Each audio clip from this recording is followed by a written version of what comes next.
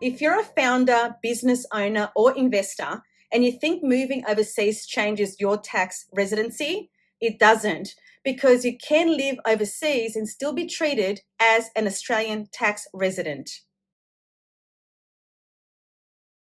I'm Vina White, CEO of WellSafe, and in this episode, I'm going to show you why moving overseas does not change your tax position, because this is where you get caught.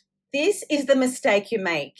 You think, I'm no longer in Australia, so I'm no longer a tax resident. But residency is not determined by where you are, it's determined by how your life is structured. This came up in a recent situation. You plan your move, you prepare to relocate, you start transitioning your life, but your position is not fully aligned. You move first, your spouse stays, your children are still based in Australia, your property is still held or being finalised, your business activity is still connected back.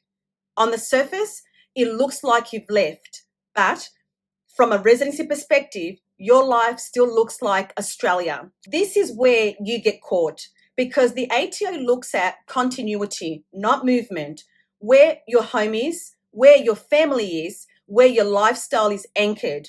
Because if those elements still point to Australia, your residency position does not change. Because you relocate physically, but you don't transition structurally. You still have family based in Australia, a home available in Australia, ongoing routines and ties, a pattern that still connects back.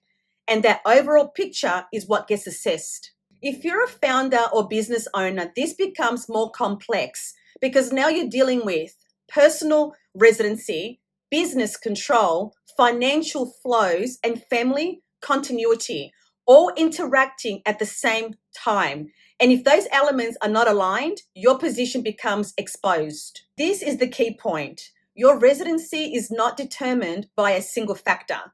It is your overall pattern, your timeline, your behavior, your ties, and how consistent they are. Because the ATO does not assess what you say. It assesses what your situation demonstrates. Because this is usually reviewed later, after you already moved, structured, made financial decisions. And by the time everything is reviewed, the facts are already established. Because once your position is reviewed, you are no longer planning, you are now defending the position.